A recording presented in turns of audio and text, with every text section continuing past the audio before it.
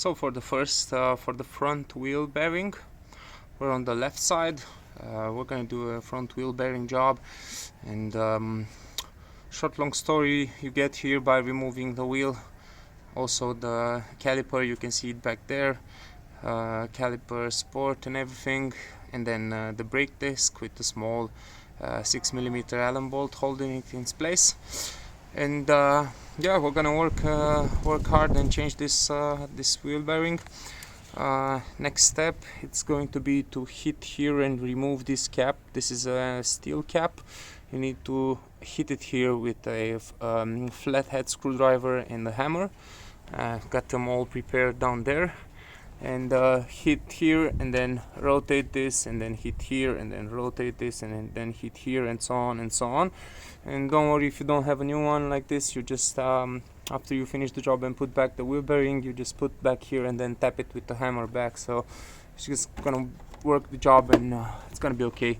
Also, what I want to do, it's this to fix this back, because this lower 8mm bolt doesn't keep it anymore, so I'm gonna try unbolt that little guy there. The problem is that it's super rusty. Yeah, this guy right here. We're gonna try unbolt it, and then with a big washer I'm gonna try and catch back this dust and mud protection, because it kind of easily gets into the brake disc, and I don't want any weird sound when I'm moving. Yep, cap is off. It actually went down pretty easy. Just be patient and hit in the opposite directions. Now next stop is this motherfucking 46mm nut. This nonsense nut of 46mm, for which you need a special bit, if I may say, of 46mm nut, the usual one, and then reduction from 1/2 to 3/4, an adapter actually. But before you hit it with an impact gun, you have these one, and it should have been supposed here, 2 taps for safety. Make sure you pull that out with a flathead screwdriver as well, and then attempt to open it. Great, nut is off. Went out pretty easily. Now actually we need a special tool for this. I'm gonna show you what special tool you need to actually pull out the bearing, the old bearing, but in this case, as I can see, it simply comes out by itself. So it is actually a sign that the original, this bearing was completely destroyed. As you can see, also this interior came off pretty easily, so things that are not supposed to happen with the bearing. So yeah, let's see. There's another part, the inside of the bearing, and for this, actually I can see it spinning, and it comes with the hand out. Unbelievable. Actually, for this as well, you'd need normally you'd need a special tool. It's not supposed to come out so easily. So this is the kind of a tool that you would need to take out the interior of the bearing, and you simply grab the back side of the bearing with these two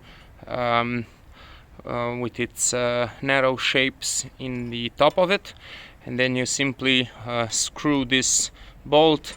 Obviously you need to put here something like a piece of metal or a very hard washer, so this tip will stop here, and then by simply bolting that nut you will be able to pull out the interior of the bearing. But today it wasn't the case. I guess it's just a lucky day for mechanics.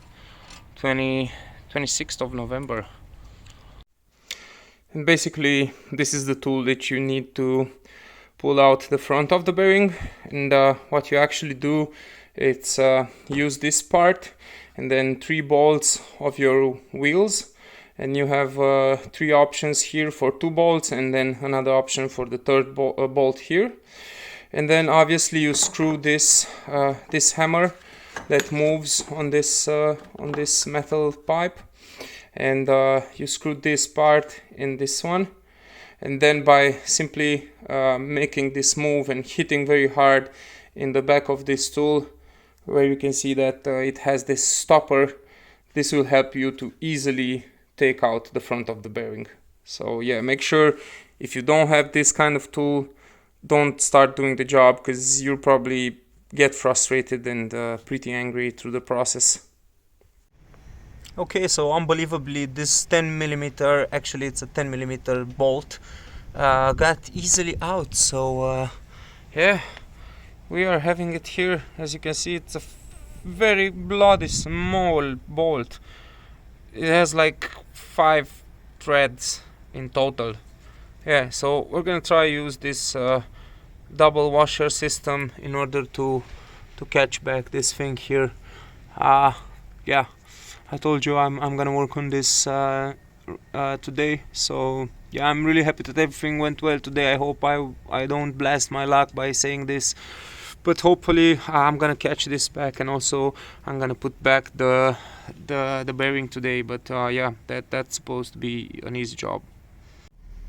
So yeah, I found a big washer, but with a small diameter, small enough to not play too much on this small bolt. Now, yeah, everything is fixed and it's at its place. So yeah, moving on with putting back the wheel bearing. First things first, make sure this surface is super clean and everything around and inside here, because here is the ABS sensor. You can see it there. I also put some silicone in order to prevent dirt to get inside here. Yeah, and then make sure you grease with some grease here before putting back the bearing. And we're gonna just put the bearing by fitting it and then hitting it back with this 46 millimeter bit and with a hammer, and watch out to hit it properly. Make sure it's fitted well. Don't hit if it's not perfectly fitted back in its place. So yeah, so new wheel bearing, it's back in its place, and it's well fitted. Everything is greased, interior of the bearing, exterior of the shaft. Now we can start and hit it with this 46 mil back in its place. Do it like this, and then hit back here, and yeah, you can take down the adapter. Only hit in this piece. Hit until the end, until you feel that the bearing got itself at the end, and then don't be an animal at the end. Okay, so bearing it's properly fitted back. I have to admit, I didn't have to hit too hard to reach all the way in the back. Everything is fit and stiff now. Yeah, we can go ahead and spin back this 46 nut using the impact gun, and then don't forget to hit here and then here, just to make yourself a safer job, and just to be sure that the nut won't open by itself while you're running the car. So edges were hit, and now the nut it's locked. So yeah, basically this is all about front wheel bearing on a BMW E46, and I'm pretty sure it works for all engine types on 3rd series E46. Have fun.